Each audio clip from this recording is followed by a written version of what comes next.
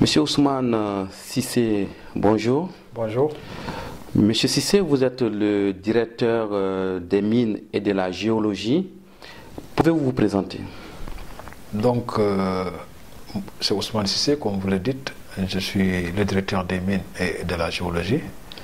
Donc, auparavant, j'ai eu à occuper différentes fonctions.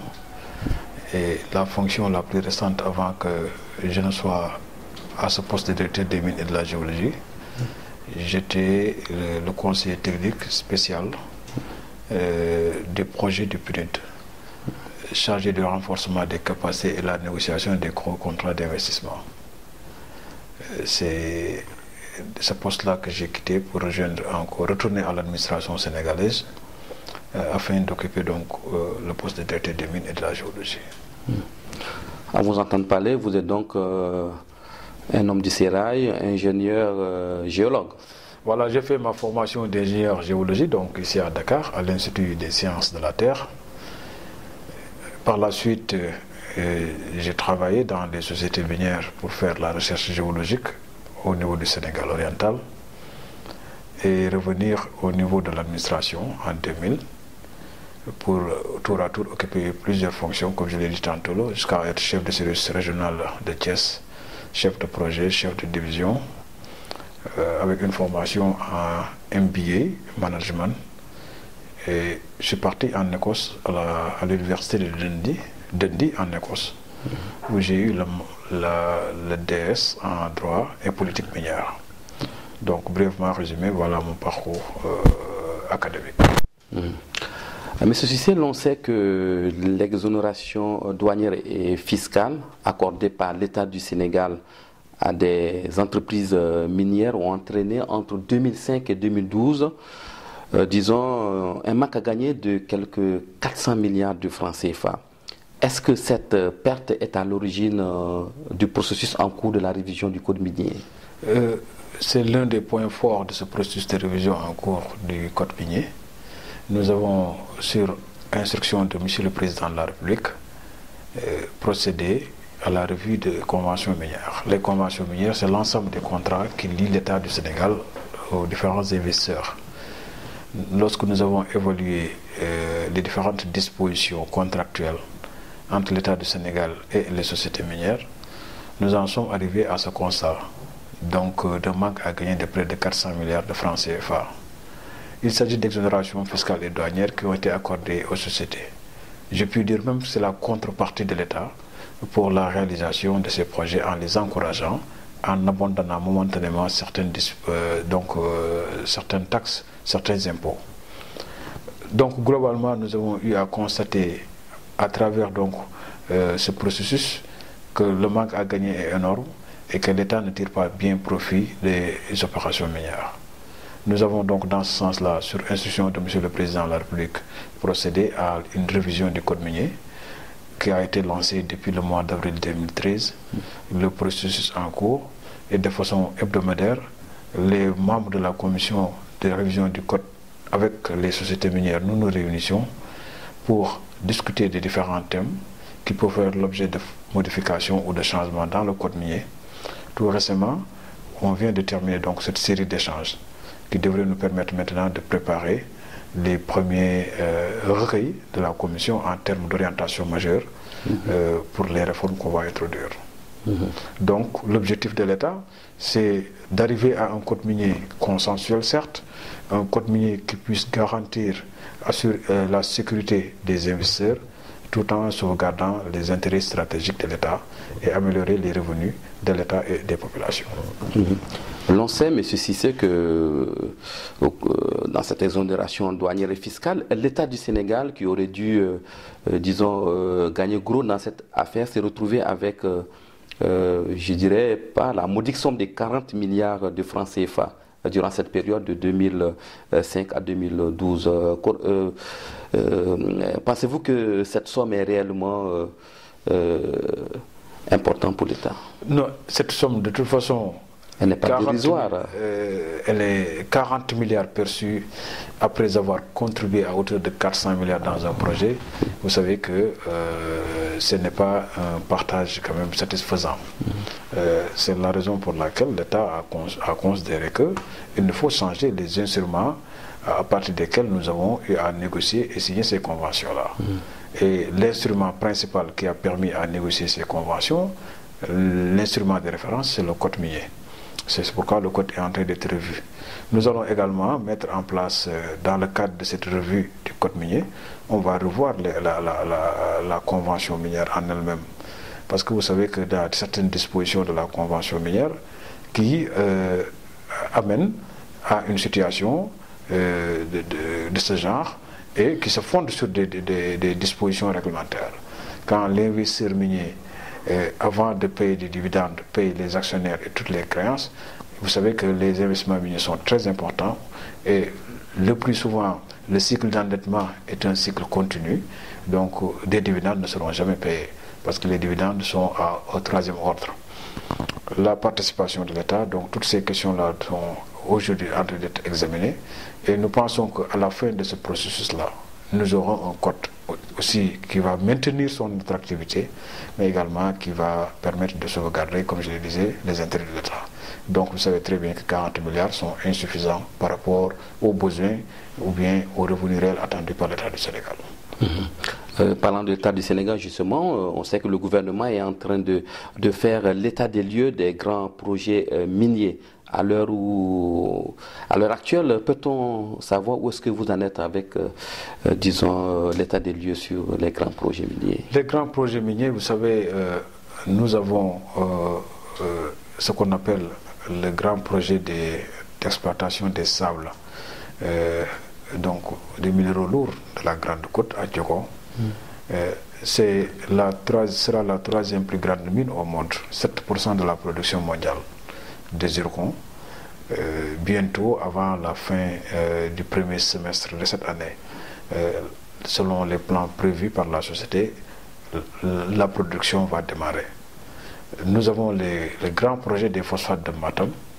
Aujourd'hui, les investissements sont en cours, tous les équipements sont en train d'être acheminés à Matam et la société compte, avant la fin du premier semestre de 2014, faire les premières productions et amener le phosphate à un niveau de marketing sur le plan international. Nous avons le jugement de fer de la Falémé. Tout récemment, l'arbitrage, donc la première partie de l'arbitrage qui a été rendue, a été une sentence favorable à l'État du Sénégal. Ce qui fait que le projet minier, aujourd'hui, tous les droits qui étaient liés et qui étaient accordés à la société d'alors, Mittal, ces droits aujourd'hui vont être annulés et ce sera un projet phare, surtout dans le cadre de ce qu'on appelle aujourd'hui le plan Sénégal émergent, qui va contribuer à l'émergence. Donc, globalement, voilà les grands projets sur lesquels nous sommes. Et nous sommes en train donc de développer d'autres initiatives pour mieux connaître nos ressources géologiques et minières, pour en arriver à ce que le Sénégal soit réellement un pays minier. Parce que nous avons donc toutes les potentialités sur beaucoup de choses, sur l'uranium, l'or, j'en parle, vous savez, avec l'or de Sabodala qui a été entré en production, et la nouvelle fusion-acquisition de Oromine par le jugement de Goloma. Nous avons 3 autres projets qui même nous pensons qu'à l'horizon 2017 au maximum 2018, nous aurons 3 grandes mines d'or au Sénégal. Donc globalement, le secteur donc renaît, on est sur une bonne rampe, mais qui doit être accompagné par des mesures politiques, des mesures d'ordre réglementaire comme la révision du code minier. Monsieur le directeur, l'on sait également que le secteur minier sénégalais est marqué par l'exploitation, vous l'avez dit tantôt, de l'or de Sabodala, donc un projet de 80 milliards de francs CFA. Est-ce que les géologues sénégalais sont bien formés pour une meilleure exploitation, disons, de ces ressources minières? Bon, au Sénégal, il y a presque, j'ai pu dire, il n'y a pas de problème de compétences en termes de géologues. Aujourd'hui, tous les projets miniers au Sénégal, à la tête, existent des ingénieurs géologues. Des ingénieurs géologues sur tous les projets. Sabodala, aujourd'hui, le directeur général est un ingénieur géologue formé de l'Institut des sciences de la Terre. Les autres projets qui sont là en cours également, les géologues viennent de l'Institut des sciences de la Terre. Quelques temps auparavant, j'ai eu à présider un atelier sur les phosphates de Matam. Et je disais au cours de l'atelier que c'est une satisfaction pour moi, c'est une satisfaction pour l'État du Sénégal de voir que le projet des phosphates de Matam, de l'étude de réalisation jusqu'aujourd'hui à la phase d'exploitation, tous les experts qui ont contribué à ce projet sont des Sénégalais de souche. Et vous savez que dans les années 60, quand on parlait de nationalisation des postes, qu'il y ait une adaptation entre la formation et l'emploi, l'État du Sénégal, les autorités d'alors, avaient en ligne de mire cette perspective-là, que les projets, en tout cas les Sénégalais, puissent occuper les rangs les plus élevés au niveau de ces sociétés. Donc, globalement, j'ai pu dire que nous avons des ingénieurs bien formés qui sont à la tête d'importantes sociétés dans ce pays et même dans la sous-région. Et nous pensons que ça également, c'est un atout pour ceux qui voulaient chercher à investir au Sénégal et que dès le début, avoir des gens compétents. Monsieur le directeur, l'ancien régime avait donné, on se le rappelle, un certain nombre de permis miniers en un temps record en 2012. Alors, pouvez-vous revenir sur cet état de fait? En réalité, c'était des permis de recherche qui ont été délivrés. Donc, et vous savez, la recherche, elle est, je peux dire, les résultats sont hypothétiques. Donc, c'était des instruments de promotion du bassin, de la géologie du Sénégal. Quand les nouvelles autorités sont arrivées, donc la situation a été faite sur tous ces permis et en conséquence, sur également instruction, les permis ont été annulés. Et il ne s'agit pas d'entraver la liberté d'entrepreneuriat des Sénégalais ou d'autres investisseurs, mais il s'agissait pour les autorités, les nouvelles autorités, de regarder les conditions dans lesquelles ces permis ont été délivrés. Si ces permis répondent à la loi, sont conformes à la loi et au règlement, il n'y avait pas de question, on peut les laisser courir. Et il y en a certains qui ont bénéficié de ça. D'autres qui ne l'ont pas été. Tout simplement, on a invité ces demandeurs à renouveler leur demande sur une base qui répond donc à nos lois et règlements. Et si tel est fait, donc on peut restituer et remettre le périmètre. Donc ce n'était pas une répression, mais c'était pour remettre dans l'ordre donc les choses.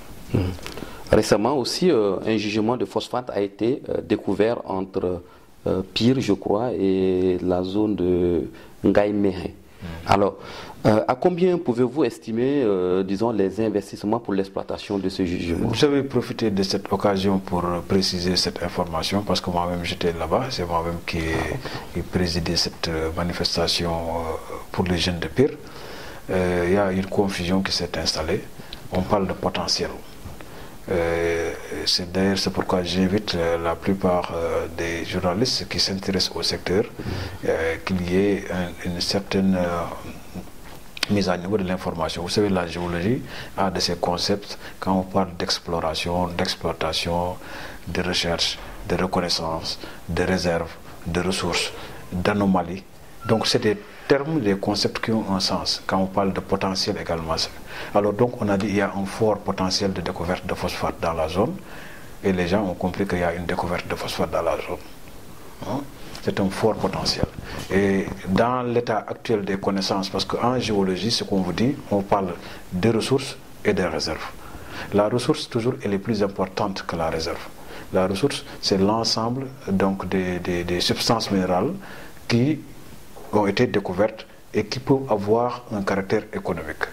Lorsque, à partir d'études économiques, techniques et financières, on arrive à voir que cette ressource, elle est exploitable, le changement intervient. On ne parlera plus de ressources, mais on va parler de réserves. Et que, entre ces ressources et réserves, la plupart du temps, on parle d'un potentiel. C'est-à-dire qu'il y a une possibilité qu'on en arrive à une exploitation. Et ce potentiel qui est là, c'est ce qu'on a dit à Chérif Lo, au niveau de Pire, pour dire qu'il y a ce potentiel. Parce que des recherches ont été faites pour arriver à l'identification de ressources. Et ces ressources, si elles sont confirmées de par leur exploitation techniquement, économiquement, et si les marchés accordent une valeur qui peut contribuer à sa rentabilité, on parlera là de réserves et de gisements de phosphate découverts. Donc pour l'instant, nous sommes à ce niveau et nous avons bon espoir qu'on va arriver à une exploitation rentable, si jamais la découverte elle est confirmée. Restons-nous dans cette zone pour parler de la région de Thiès, qui est aujourd'hui considérée au Sénégal comme étant la première zone minière du pays. Alors, est-ce que les populations de la région de Thiès ont commencé à bénéficier de cette aubaine? Les populations de la région de Thiès ont commencé à bénéficier de cette aubaine depuis 1948. La plupart du temps au Sénégal, quand on parle d'industrie minière, les yeux sont rivés vers Kédougou parce qu'il y a de l'or. Mais le Sénégal a été une industrie minière depuis les années 40 avec l'exploitation des phosphates. Vous avez vu qu'au niveau de Darou, département de Tivaouane, de la région de Thiès, la plupart des populations, en dehors de la régie des chemins de fer qui existait, la plupart du temps étaient employées par la compagnie sénégalaise des phosphates de Taïba. Puis après, dès la création des ICS, les industries chimiques du Sénégal. Au niveau de Thiès, à l'entrée de Thiès, ce qu'on appelle la forêt d'Alocagne, vous trouverez là-bas la société sénégalaise des phosphates de Thiès qui exploite les argiles industrielles. Et c'est des fils et des filles de Thiès qui sont employés. Vous savez, l'impact économique d'un projet minier ne s'analyse pas, ne s'évalue pas uniquement à partir des emplois créés, mais de par sa capacité à multiplier ses effets, ce qu'on appelle l'effet multiplicateur du projet. Arriver à partir d'un emploi créé à créer 6 autres, arriver à partir d'une unité qui est là sur place, c'est-à-dire l'industrie minière, arriver à créer des PME, PMI, des activités connexes. Vous avez vu tout récemment en 2012, quand on a organisé le Salon des mines, on s'est rendu compte que rien que pour les industries chimiques du Sénégal, la commande publique, c'est-à-dire l'offre de marché provenant des industries chimiques du Sénégal, tournait autour de 80 milliards de francs CFA. 80 milliards de francs CFA tout à l'heure, c'est ce que vous me disiez que c'était le coût de Sabodala. Et c'est toute cette même somme que les ICS ont introduit au niveau des entreprises des PME, PMI locales. Donc l'analyse du projet va se faire par rapport aux activités connexes directes et aux activités qui ont un trait intermédiaire par rapport à ça. Et je pense que la région de Thiès, avec les exploitations de carrière au niveau de Diak et de Bandia, l'exploitation de Grande Côte qui va se démarrer avec près de 800 emplois disponibles et les effets multiplicateurs, vraiment la région de Thiès pourrait directement bénéficier de l'ensemble de ces projets miniers.